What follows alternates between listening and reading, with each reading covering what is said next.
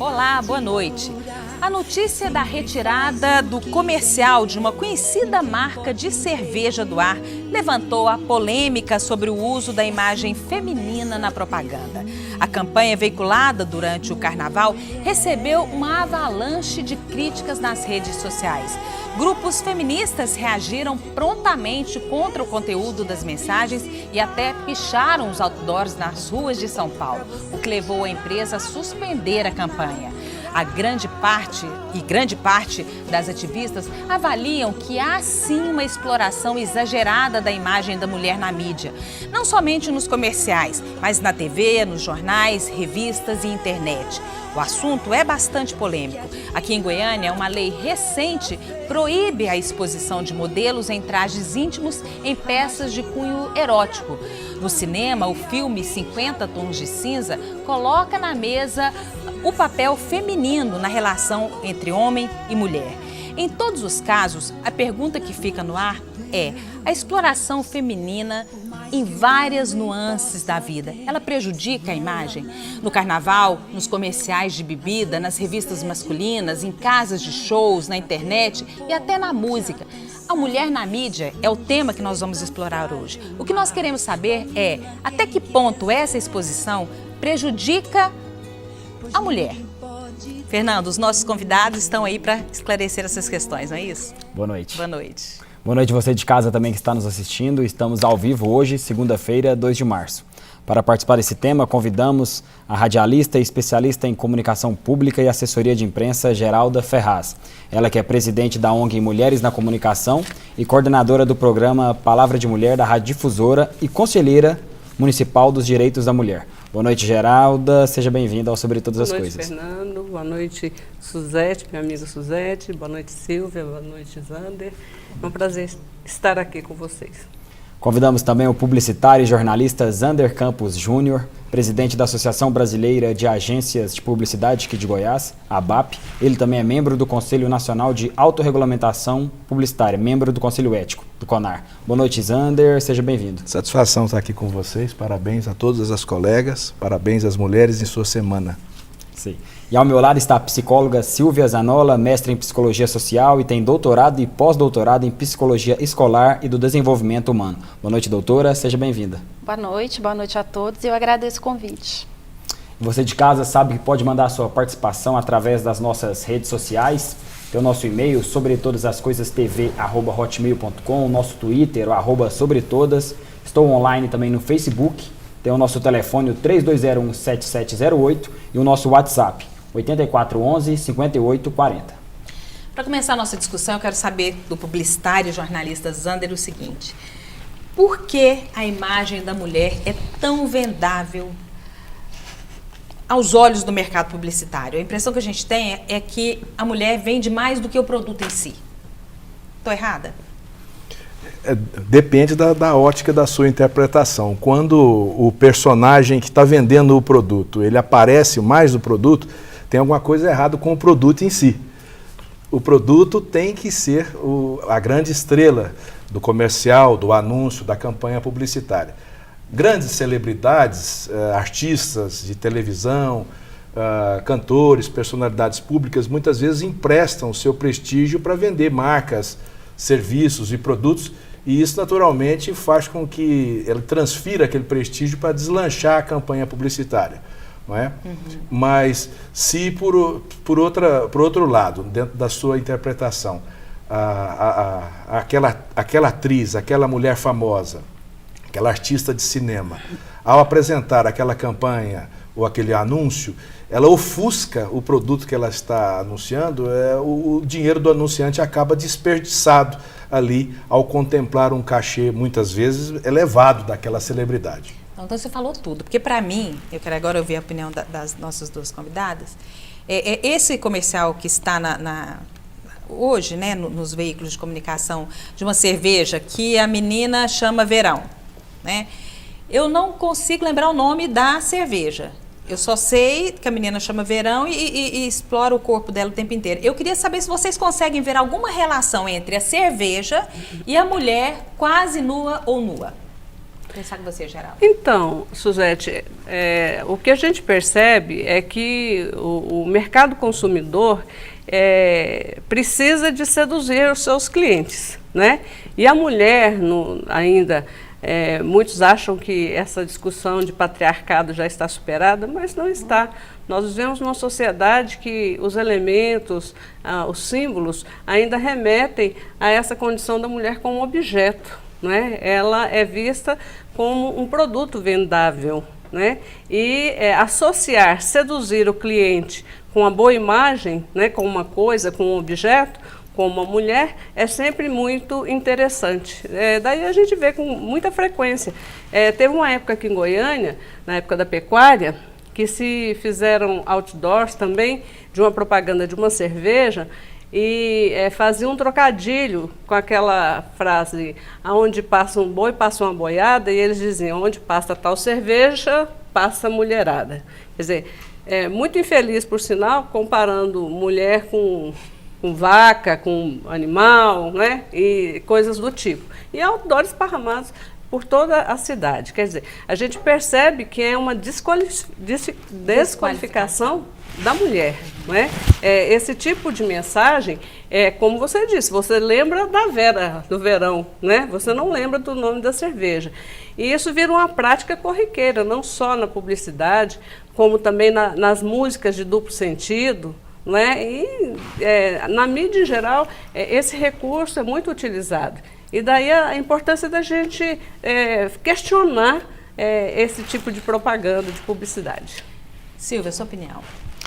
Eu concordo que a mulher, ela, nesse processo todo, ela se constitui em um objeto, eu concordo, acho que é fato, né?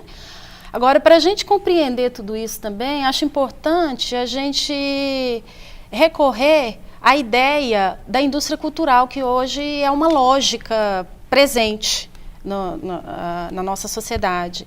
Então, essa lógica da indústria cultural, ela trabalha dentro de uma perspectiva de transformar mesmo pessoas das mais variadas etapas, por exemplo, o idoso, a criança, em consumidores potenciais. Onde eles percebem nichos, né, Silvia?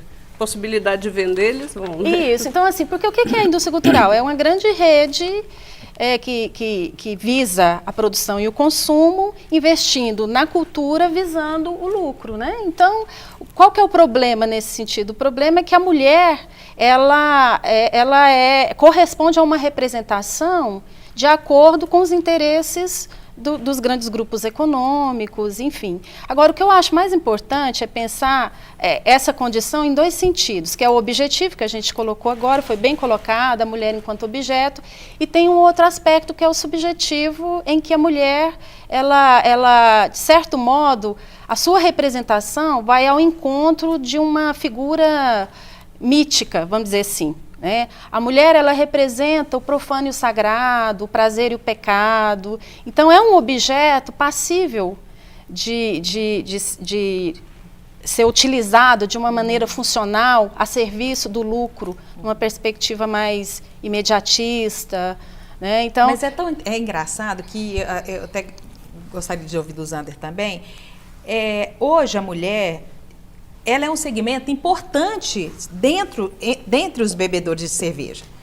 A mulher bebe cerveja, talvez não tanto quanto o homem, mas ela bebe muito cerveja. E esse mercado continua insistindo em colocar a mulher só como esse objeto. Não é uma propaganda direcionada para a mulher que consome aquela bebida. Algumas marcas, né, Suzete, ou em algumas campanhas. A gente já tem visto uma série de companhias de cervejaria, já que a gente está fazendo alusão à cerveja, onde você mescla pessoas de ambos os sexos, diferentes faixas de idade, sejam se confraternizando, seja dentro de bar, seja em praia, em baladas, enfim, em diversos segmentos, juntos, etc.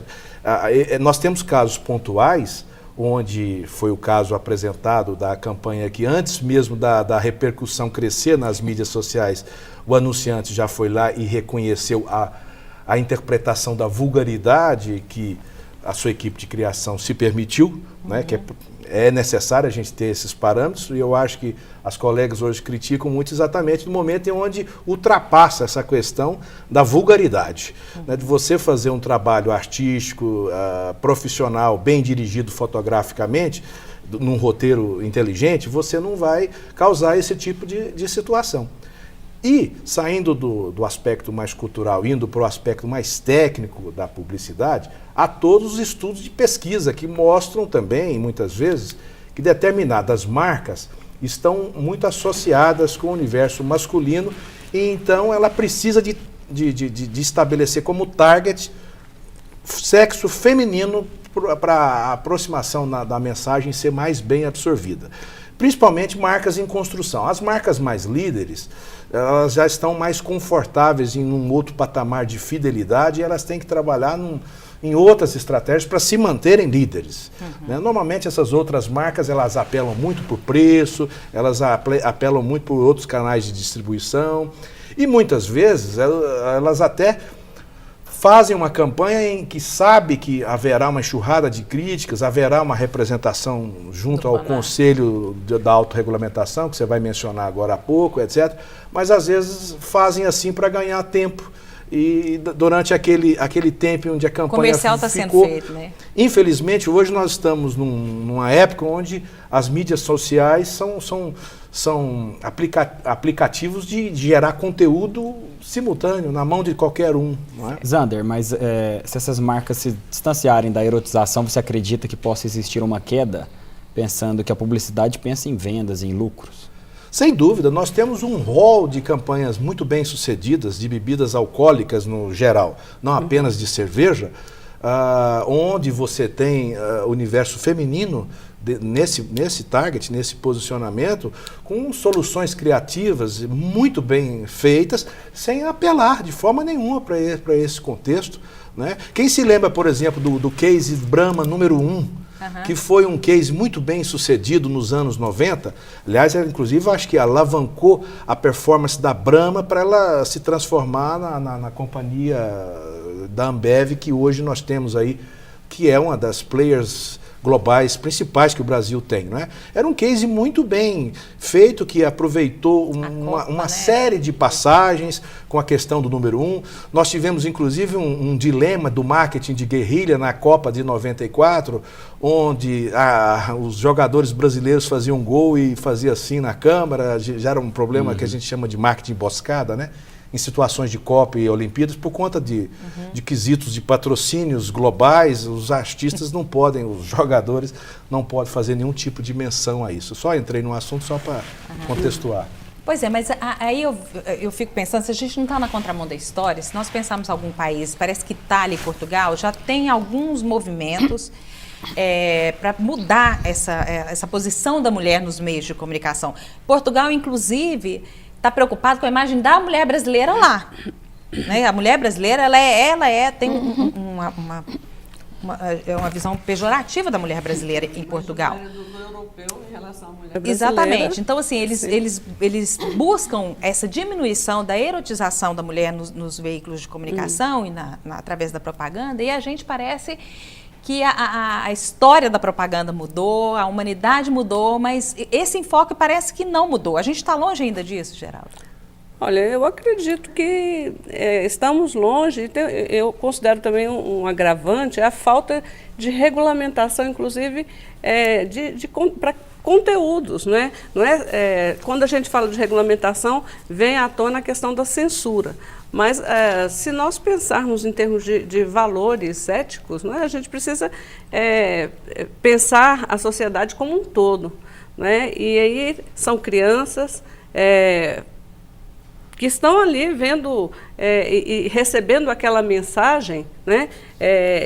Ainda que desvalorizando as mulheres, mas também trabalhando na formação ou deformação dessa pessoa, né? Seja ela criança, seja até um pai de família, uma mãe de família que não tem uma formação adequada, a televisão acaba interferindo nisso. O Vinícius de Lima, nosso professor, já dizia isso, que a televisão ela é uma formadora, né? E antigamente eram as famílias, a igreja, hoje a televisão também tem esse papel. Então, se a gente não trabalha na vertente de criar um marco regulatório, existe um marco regulatório das comunicações no Brasil antigo, de 1962, né? quer dizer, extremamente defasado. Então, é preciso que a gente enfrente essa discussão, não é? Sem falso moralismo e falsas éticas, né, de dizer que não vamos regulamentar porque isso é censura. E as pessoas, como é que ficam nisso? Né? Seja elas mulheres, crianças, homens, como é que está sendo a formação dessas pessoas?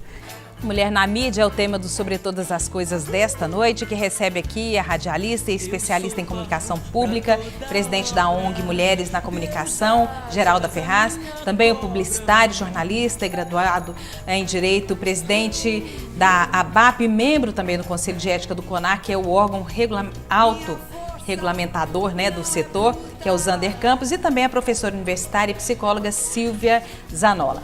Mas a gente falou muito sobre a cerveja no nosso primeiro bloco, mas agora eu quero falar sobre o filme 50 Tons de Cinza também, que levantou essa polêmica aí, né? O livro que vendeu mais de 40 milhões de exemplares e um filme que espera receber mais milhões também de espectadores, né? Nossa equipe de reportagem foi a uma sala de cinema ouvir as pessoas que saíam de uma sessão e o que elas tinham a dizer sobre esse filme. Vamos ver. I just have a couple of questions. Mr. Grey will see you now. Não é a primeira vez que a imagem feminina é explorada na mídia com uma conotação sensual ou até mesmo sexual. Seja em novelas, filmes, livros, teatro, sempre gera uma polêmica. E é para isso que a gente veio aqui conversar com o pessoal que veio assistir o filme 50 Tons de Cinza, que tem gerado muita discussão. What was he like? He was polite, intense, smart, really intimidating. Daí realmente tem umas partes muito absurdas no filme mesmo. Umas pegação, o cara bate demais na menina, né? Eu achei um absurdo. Do you have any interests outside of work? What about you? I'd like to know more about you. There's really not much to know about me. Look at me. I am. Como um todo, hoje na sociedade, não mostrado no filme também isso, o desejo do homem em bater, em agredir, como mostra o Grey, o Mr. Grey, é o que infelizmente acontece na realidade de hoje, principalmente nas casas brasileiras. Infelizmente, a violência doméstica é a maior violência que tem no Brasil atualmente. E é uma coisa que tem que ser mudada sim, mas eu acho que o Brasil está bem longe ainda de alcançar isso.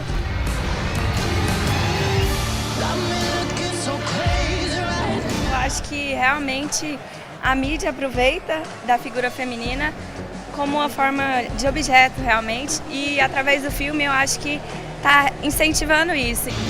To what do you owe your success? I exercise control in all things, Miss Steele. It must be really boring. Silvia, você acredita que o protagonista do filme, nesse caso o Christian Grey, ele abusa da mulher, ela torna ela como objeto sexual nesse filme? Como você analisa? Olha, eu vejo com uma preocupação maior ainda. Eu tive a oportunidade de assistir o filme e vi uma exploração total e geral da figura feminina nesse filme, né? Mas não só da mulher, também no caso do homem, essa ideia da mulher objeto no ápice, né, do seu sentido mais pleno, vamos dizer assim, porque é um filme que, sinceramente, não acrescenta. Porque qual que é a função da arte? O cinema é arte. A função da arte é formar, não é isso? Quer dizer, é acrescentar algum valor, agregar valor à sociedade. E esse filme eu não vi nada que pudesse agregar no sentido formativo, cultural. Mas não é só mais um filme? E o que me preocupa, né, é isso que eu queria de onde vem dizer. A demanda, essa procura? Porque a demanda é uma demanda que busca num vazio, numa falta de significado, né, em termos de agregação de valores. Agora, o que me preocupa são os desdobramentos dessa objetificação, a gente usa esse termo, né, objetificação da mulher. Os desdobramentos, eles são práticos, né? Por exemplo, a mutilação em busca da beleza perfeita, é a saúde da mulher que fica fragilizada, né? Hoje a gente tem um aumento muito grande na adolescência de moças que estão com bulimia, que estão com anorexia. E é isso aí, acho que a gente precisa abrir um pouco a cabeça e aceitar que alguma coisa que a sociedade está fazendo em termos de investimento na formação está falhando. Né? A partir, inclusive, das brincadeiras que são instituídas socialmente, os brinquedos, as bonecas, né? O que é uma Barbie? Eu tenho essa preocupação com a questão mesmo na raiz. De onde é que vem essa mitificação a partir dessa ambivalência relacionada à figura feminina? Só registrar algumas participações aqui da Franciane Rezende. Ela fala que concorda que a mulher deve ser valorizada, mas acima de tudo a mesma deve se dar ao devido valor. Também tem a participação do professor Jean Jardim, e fala o seguinte: é verdade que a mídia cria vontade, desejo e necessidade? Uma pergunta. Hoje é possível ter uma imparcialidade? Alguém? Eu queria só fazer uma parte aqui, concordar com a Silvia integralmente. Apesar de não ter visto o filme, eu queria fazer eu acho que ele veio, a equipe da Universal fez um encaixe de lançamento interessante, porque ela gastou, eu soube hoje desse dado, 40 milhões na produção desse filme, 40 milhões de dólares, e o número fechado até essa semana é de 500 milhões. Então, quer dizer, ele já tem mais de 10 vezes o retorno da receita bruta do que o filme gastou.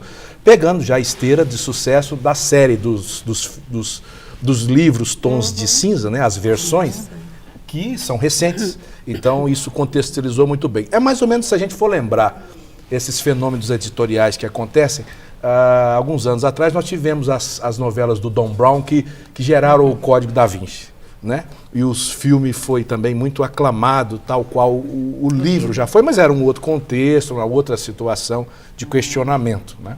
Zander, também teve a questão do marketing em cima do filme, né? Do livro, primeiramente do livro e em seguida do filme. Isso, sem dúvida. Acho que também a demanda foi tão grande por causa disso também. Claro, é muito inteligente a estratégia, né? Aí você faz um trabalho ali, 360 graus, holístico ali, para poder ter esse retorno. Mas a gente não pode esquecer que eu falei 40 milhões de vendas de livro, está errado, mais de 100 milhões de exemplares vendidos. Quer dizer, ele foi muito lido.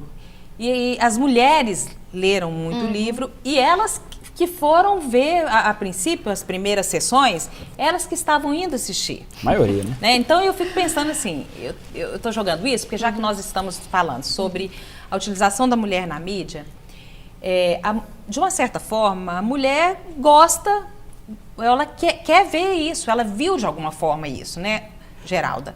Pois é, Suzete, na verdade, esse nicho, né, hoje a mulher é uma grande consumidora, ela se tornou, né, uma fatia interessante do mercado e essa quantidade de livros vendidas, né, um filme feito em cima disso, quer dizer, vai toda nessa perspectiva de um mercado que é assim sedento de novos nichos. E essa mulher que você disse que gosta de ver, quer dizer, qual a formação que ela recebeu? É aquela formação tradicional, conservadora, patriarcal, de se ver realmente reproduzida, né? Não tem um outro modelo. Então é preciso que a gente questione também. Né? Às vezes a gente coloca a culpa muito na mulher, mas essa mulher é fruto dessa sociedade que está aí. Então é preciso que a gente também faça essa reflexão. Né? Eu achei interessante porque eu concordo com você e eu vi uma crítica a este filme comparando com aquele filme Uma Linda Mulher. E aí, essa comparação remete justamente ao que a Geralda está colocando. Né? Apesar da sociedade ser uma sociedade ainda com valores ser uma sociedade com valores progressistas, ainda prevalecem valores que são conservadores. Por exemplo, a mulher ainda quer um príncipe encantado. Né? Ela ainda está buscando aquele sujeito que vai cuidar dela, que vai provê-la, que vai, né, enfim. Então, isso é uma contradição muito grande e que a gente tem que aceitar isso para poder superar. Sim, né? E até o próprio discurso daquelas que falam assim, se eu pegar uma feminista pela frente, é exatamente essa coisa, essa saudade, esse saudosismo de um período que, na verdade, a mulher não foi para o mercado de trabalho, não foi simplesmente porque ela foi à luta, foi uma necessidade da Revolução Industrial de mão de obra, né? E ela teve que ir para o trabalho, mas ela teve que também dobrar jornada em casa, porque o marido não dividia as tarefas com ela. Então, a coisa se dá de uma maneira muito desigual. E aí vem esse sentimento de que, quando eu estava lá na minha casa, eu era feliz e não sabia, né? Então, não se trabalha aí o empoderamento, a autonomia da mulher como ser humano, como pessoa de direitos, de deveres, de vontade, de decisão, né? De não colocar a sua vida nas mãos do marido, do pai, do filho, para decidir por ela. Geraldo, 2 participações aqui para dar continuidade. Sim. A primeira é da Sandra Vieira, ela fala o seguinte: as mulheres, abre parênteses, modelos que participam de clipes e propagandas, sabem o que estão fazendo e com certeza elas não são machistas. A da Sandra. Agora do Antônio de Souza, do centro aqui de Goiânia. Se o país é livre e as pessoas podem decidir o que querem fazer, já que falam que prostituição é profissão, então por que a mulher não pode se exibir em comerciais? Tem mulher, inclusive, que usa o corpo como forma de trabalho. Sim. Não é? Se a gente pensar assim, tem um fator muito interessante, que a mulher que ela é criticada por usar o corpo, né? Nesses comerciais, a gente está falando da mulher que é usada nesses comerciais de seminuas, né, com pouca roupa, muitas vezes elas são criticadas, mas aquela mulher que escolhe como profissão ser uma dançarina de um programa, quer dizer, ela está fazendo aquilo por opção também. Ela tá usando, é um direito dela. Sim. A grande diferença que nós, enquanto movimento de mulheres, colocamos é o seguinte: o que a mídia faz hoje é vender um modelo, né? É o modelo da mulher com determinadas características sensuais, né? Que tem uma aceitação rápida. Isso a gente percebe, inclusive, quando da educação infantil até quando adulto. Quer dizer, essa mensagem vai sendo colocada para você desde criança. Quer dizer, qual que é a referência hoje? Só fazendo uma comparação.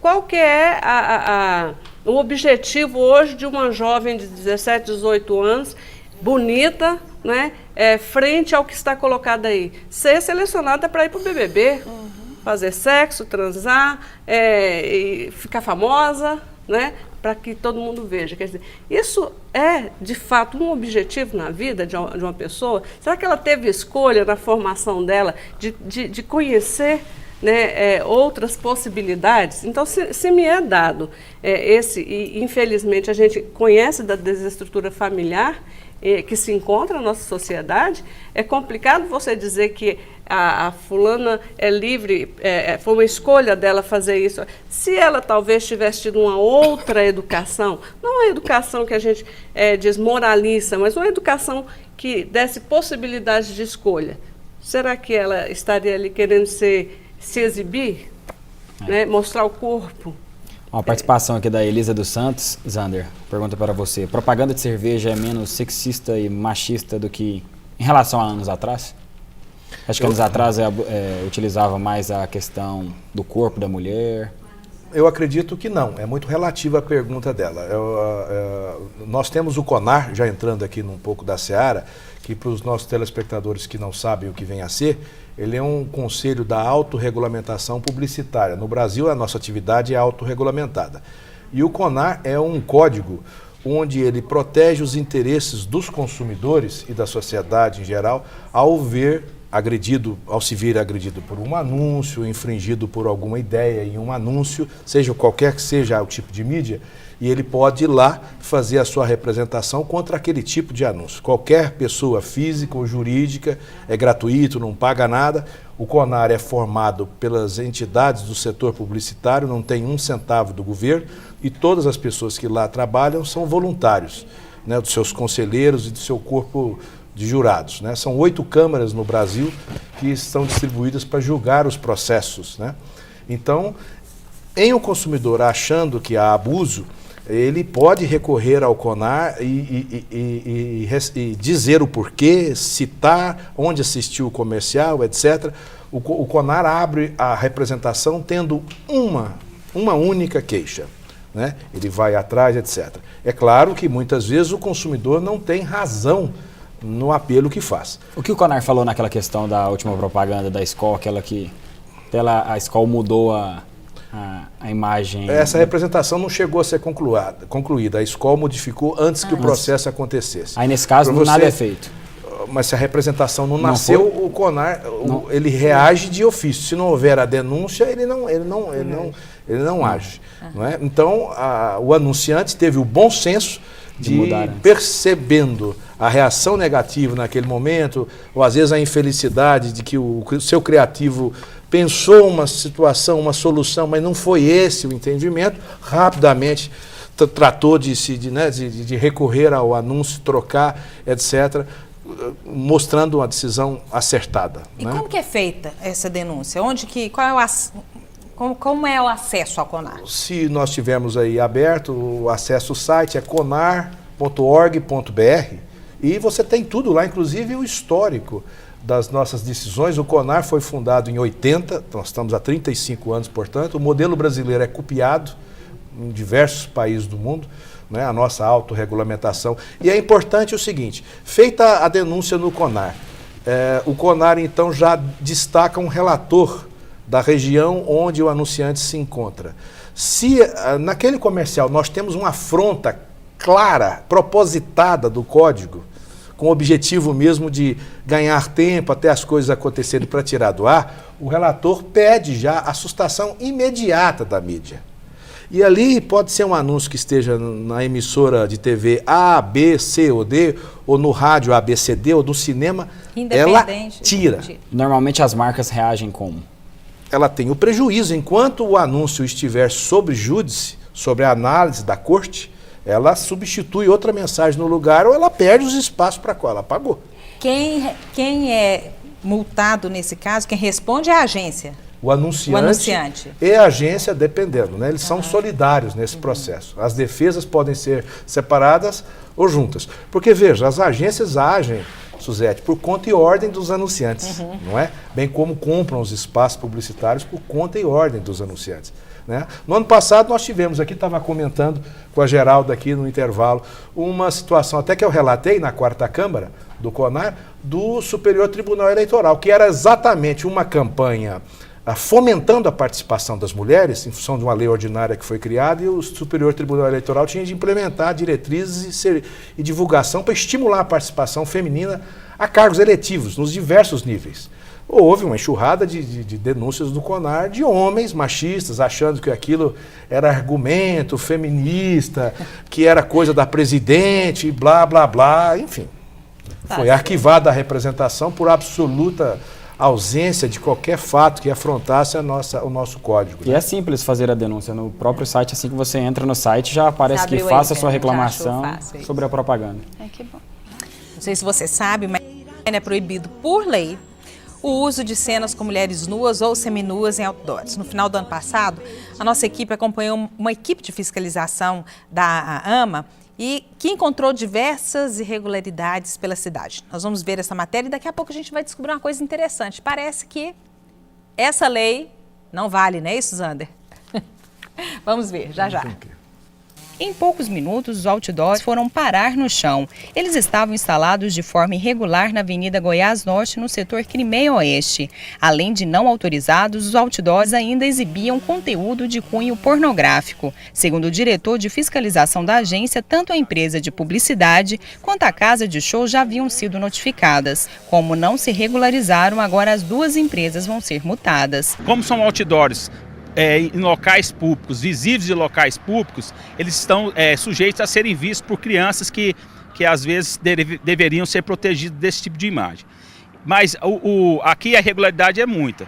O suporte do outdoor está irregular, A autorização não existe do outdoor e, além do mais, está situado numa área de APP, que é a área de preservação permanente do rio. A ação foi acompanhada pelo Juizado da Infância e Juventude. Gustavo Caetano lembra que denúncias de publicidade com teor ofensivo podem ser feitas diretamente à agência ambiental. Nós temos os canais de comunicação aí junto à população e temos o WhatsApp, que é 8545-2886, que a população também pode pedir novas informações e também denunciar essas mensagens pejorativas ou que atente à moral. Zander, a gente tinha falado aqui em off, essa lei ela é inconstitucional, como que é? O nosso mercado tomou ciência dessa lei recentemente, algumas semanas atrás. É importante só fazer o seguinte esclarecimento. A Constituição Federal, Fernando, o seu artigo 22, no inciso 29, ela determina que a publicidade comercial ela é legislada pela União, pelo Congresso Nacional. Quando eu falo legislar, é o conteúdo, né? Como a publicidade e outros tantos serviços, né? Alguns outros serviços não, esses são legislados no âmbito estadual pelas assembleias ou municipal pelas câmaras, né? Então, nós estamos aqui no caso especificamente analisando uma lei que está discutindo o conteúdo. E, em tese, o conteúdo é matéria de legislação no Congresso Nacional. No aspecto postural do engenho, do outdoor, do front light ou qualquer outra peça publicitária que esteja na mídia exterior, aí sim, a legislação é toda municipal, porque ela é o poder concedente. A Agência do Meio Ambiente, está vendo lá o diretor Gustavo dando a entrevista na reportagem. Aí sim, a Câmara de Vereadores é quem cuida. Nós temos um capítulo na legislação municipal do Código de Posturas que trata de todas essas situações. Inclusive o Gustavo, diretor da AMA, lá na matéria, ele menciona que está derrubando aqueles outdoors nem só pela questão do conteúdo.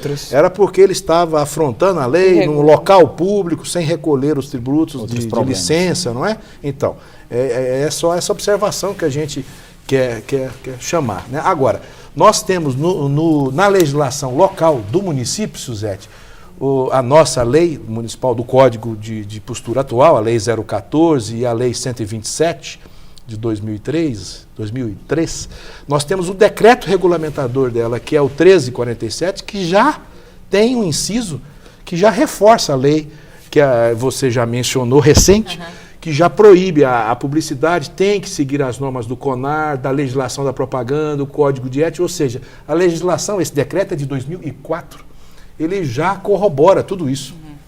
Né? Certo. Colocar duas participações aqui da Maria Helena, conjunto Morada do Morro, senador Canedo, fala o seguinte, ela fala que teve uma infância tranquila, sem que jamais faria qualquer coisa que essas mulheres fazem hoje em dia. Superexposição, o corpo da mulher, se tornar vulgar. Ela também fala o seguinte, resumindo o que ela fala, principalmente em redes sociais, as meninas olham modelos e querem copiar. Essa questão de fazer a exposição mesmo do corpo, né? Você acha que dá certo? Como você, Geralda? Olha, é como eu já disse. Porque hoje o alcance da rede social é muito grande. Muito grande, né? Penso que passa pela formação, como a Silvia também falou anteriormente, e a gente, enquanto mulher, mãe, educadora, a gente também tem que pensar nessa perspectiva. Que tipo de educação nossos filhos estão recebendo? Se a gente sabe que as redes sociais ali é um grande canal, né, de exposição de todo tipo de imagem e mensagens, é preciso que, e se não existe um limite para isso, é preciso que a gente também comece a pensar como os nossos filhos, os nossos adolescentes, né, uma forma de orientá-los, de trabalhar essa formação, para que ele não veja só aquele modelo e queira repetir, né? A dança do funk e outras danças que são extremamente erotizadas, não é? Porque viram o que a fulana fez, a fulana que é famosa. Pois é, mas né? Essa fulana, isso que quero analisar agora um pouquinho essa questão, essa fulana, ela fez sucesso, ela ganhou dinheiro, entende? Sim. O que eu acho que acontece hoje com a mulher é tão mais cruel, porque essa imagem que é mostrada, ela é inatingível, ela não é real. Sim. E a gente vê aquilo, a mulher vê aquilo, por mais que a gente fale que a gente eu tenho consciência que aquilo ali tem Photoshop, você busca aquilo. Eu acho que a crueldade que se faz hoje em dia é nesse sentido, é de você colocar um modelo que ele não é real, que ele é muitas vezes inatingível e que eu fico lembrando de vez em quando a gente conversando, gente, tem que lembrar que essa menina que tem esse corpo perfeito, ela vive do corpo dela. Então, o horário que a gente gasta aqui 8 horas trabalhando, 10 horas trabalhando, ela está trabalhando o corpo, numa academia, numa massa. Então, Suzete, e tem uma outra questão. Glamour, Quem né? disse que esse corpo, esse modelo de corpo é o modelo perfeito? Não mas é o que é exatamente a mostrado como mídia, perfeito. não É isso que eu estou falando. Então Aí, são os por isso modelos que- construídos, né, que a gente precisa questionar também. Exatamente, é por isso que eu vejo muito essa questão cultural do problema. Né? Tanto é cultural que não é só o problema referente à erotização. A figura da mulher, como eu disse, é uma figura ambivalente, né, passível de representações. Então, por um lado, a gente falou aqui da erotização, mas também tem um lado aversivo.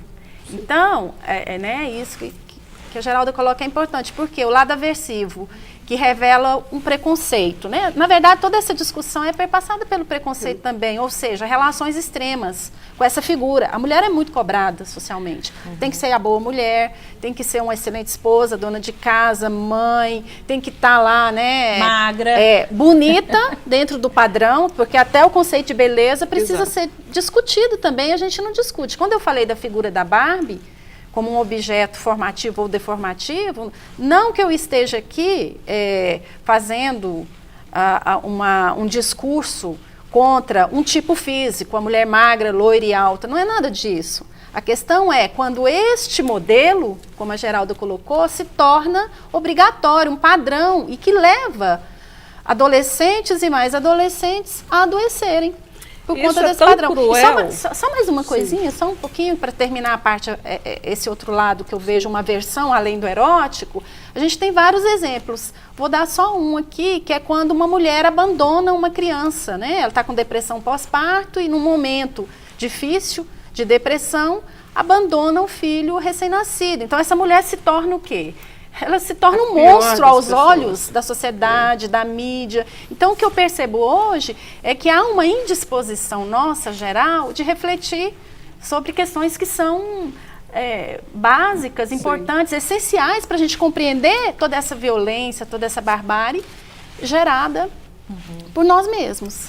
Então, o que eu estava dizendo, quando você fala de crueldade, é exatamente esse modelo que nós temos na mídia, né, de o que vende, o que é belo, o conceito de belo. Então, você percebe pessoas, nós brasileiras, que temos aí uma mistura, que é uma mistura bonita, não é, de várias etnias e que dá essa característica, essa identidade diversificada, de repente você querer ser enquadrada num padrão europeu, branca, loira, de cabelos lisos e cabelos loiros. Não é? E esse padrão começa a ser seguido, inclusive nos locais de trabalho.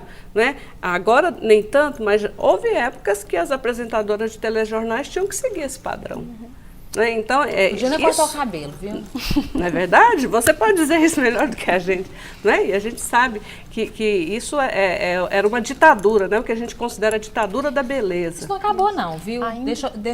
Não acabou. As mulheres, as jornalistas, as apresentadoras, elas são muito cobradas. Tem um episódio que todo mundo sabe aí, quando a Fátima Bernardes parece que fez uma progressiva no cabelo, que choveu de e-mail na Rede Globo. Naquela época era e-mail, não tinha tanto, rede social não era essa loucura que é hoje.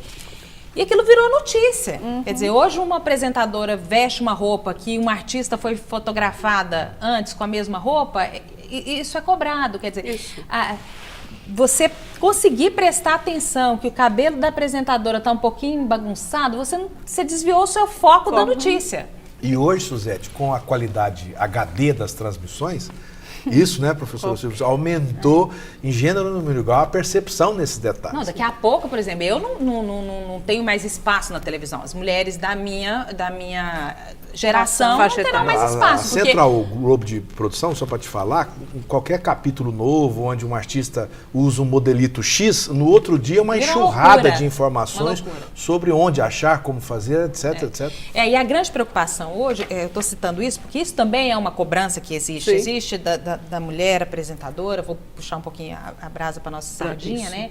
Que com essa questão da HDTV, da digitalização, muda-se tudo. Você vai ver a manchinha que tem na sua pele. Então há uma preocupação muito grande dos veículos em proporcionar maquiagem suficiente para tampar isso. Quer dizer, eu considero uma preocupação exagerada, porque diante da importância, não é o foco. Mas o foco é a notícia. Mas sabe o que causa um desespero maior? É que a gente percebe que as pessoas não estão com disposição para refletir sobre isso, sobre tudo isso que está acontecendo e que nos leva para um caminho de uma perda da essência do que é humano, da substituição do ser pelo ter. A gente não tem uma disposição para discutir. Hoje, tudo tem que ser virtual, tem que ser rápido, imediato. E o presencial perde um espaço. Então a gente vai também perdendo em termos de possibilidades de se formar para uma sociedade mais humana, mais reflexiva também, né? Certo. São duas participações aqui da Bruna Porto elogiando o programa, o tema desta noite. Um abraço especial para você, Geralda. Obrigada. Um abraço. Falando que suas colocações estão pertinentes. Obrigada. E tem a participação aqui do Cláudio Long, assistindo a gente pela internet, no nosso site www.tvbrasilcentral.com.br, funcionando normalmente hoje. E o Cláudio Long, de Itanhaém, em São Paulo, ele pergunta: qual o papel da mulher diante de tantos problemas necessitados aqui no programa hoje, Geralda? Olha, o papel da mulher é o papel de uma pessoa, de uma cidadã, assim como um homem, não é? Ela não tem que ser mais cobrada que um homem. Ela é um ser humano, uma pessoa dotada de direitos e deveres. Agora, na perspectiva de superar esses preconceitos, esse modelo midiático que coloca a mulher como objeto, o papel da mulher é fundamental, no sentido de denunciar, no sentido de se posicionar contra, porque às vezes, infelizmente, a gente vê as próprias mulheres achando graça de uma publicidade que está ali desqualificando, de uma forma pejorativa, o gênero feminino. Eu abri um parênteses, não é só propaganda, né? Nós estamos aqui, nós temos claro. Programas humorísticos, quer dizer, a mulher vira motivo de piada. Conteúdo, em geral. Por que a mulher no programa humorístico também tem que estar pelada? Eu não consigo entender isso. As músicas, né, gente? Sim. As músicas hoje, elas fazem sim alusão à violência, quando elas falam que um tapinha não dói, um tapa na cara não sei o que lá. Eu acho que isso realmente é uma questão que precisa ser discutida. Talvez a gente diria da sociedade de consumo, né? De uma maneira geral. Uma participação aqui do Murilo Santos sobre o outdoor. Para vocês, Ander, seria um conservadorismo da sociedade ou apenas uma forma de proteger as crianças dessas imagens? Não, eu acredito as duas coisas, né? Porque no caso da publicidade exterior, é uma publicidade que se refere aqui a casas de controle show, remoto, né? E então a criança passa dentro do carro, a mãe levando para a escola ou para qualquer outro lugar, a exposição do painel está ali, você evidentemente fica com restrição de colocar. Daí o porquê de certos tipos de anúncios ter um determinado tipo de tratativa específico para você fazer, né? Fazendo só uma parte, bebidas alcoólicas, você tem um capítulo separado, você tem lei federal específica para você, inclusive a bebida destilada, ela só pode ser veiculada depois das 21h30, né? O tabaco, o cigarro, né? O tabaco, para quem o telespectador que não lembra, ele já foi banido da nossa publicidade há muito tempo, só é permitido hoje no ponto de venda, fica fechado, né, etc. A própria embalagem do tabaco tem aquelas imagens drásticas, horríveis, né? Exato.